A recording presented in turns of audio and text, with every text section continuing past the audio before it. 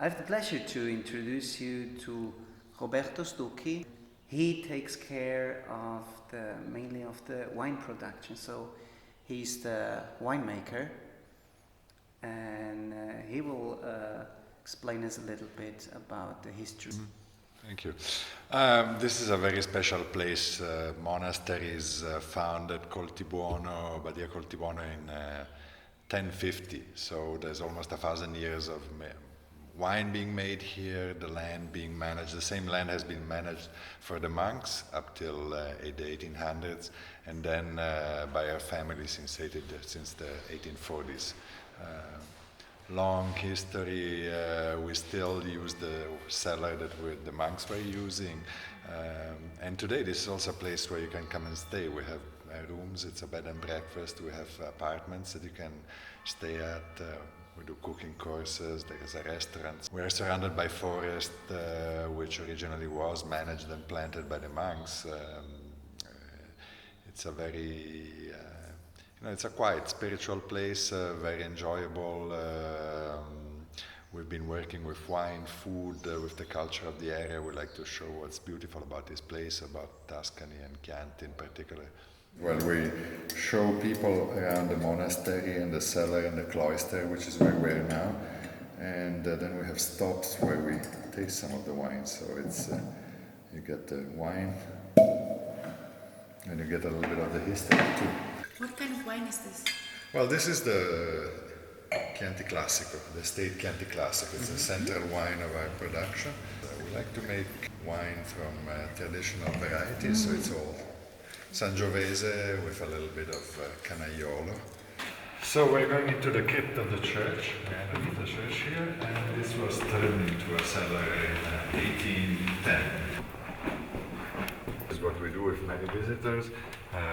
We go around, show them the different parts of the cellar, and taste some wines in different stops. Now we're going into the Renaissance cellar. So this was a more recent, an expansion of the cellar. So in the oldest room is the one next, and this was expanded in the 15th century. It had casks, obviously, but now we keep all a collection of historical vintages. They go back to 1937, the oldest, and we have almost all vintages from after Second World War, from 46 on. And you can drink them? You can drink them. The oldest that would still drink well is 1958.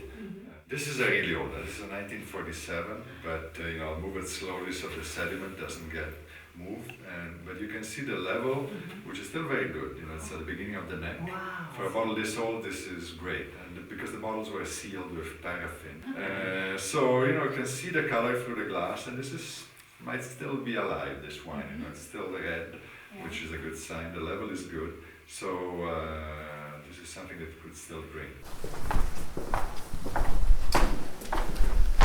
So this is the 18th century cellar. So this is the last part built, and here we ate most of the Chianti Classico and the Riserva. Chianti Classico for 1 year, and the Riserva for 2 years. So this is the next step in our wine tasting. So we're going to have the Chianti Classico Riserva. Chianti Classico Riserva was the first wine that we bottled, and our father started in the 50s. We were one of the first estates to bottle Chianti Classico in a regular bottle. And this is a wine that will age for 15-20 years in the bottle. So very good ager, so it's enjoyable now, but as it spends more time in the bottle, it will develop more complexity and really change over the years. But many years from now, it will still drink wonderfully. So.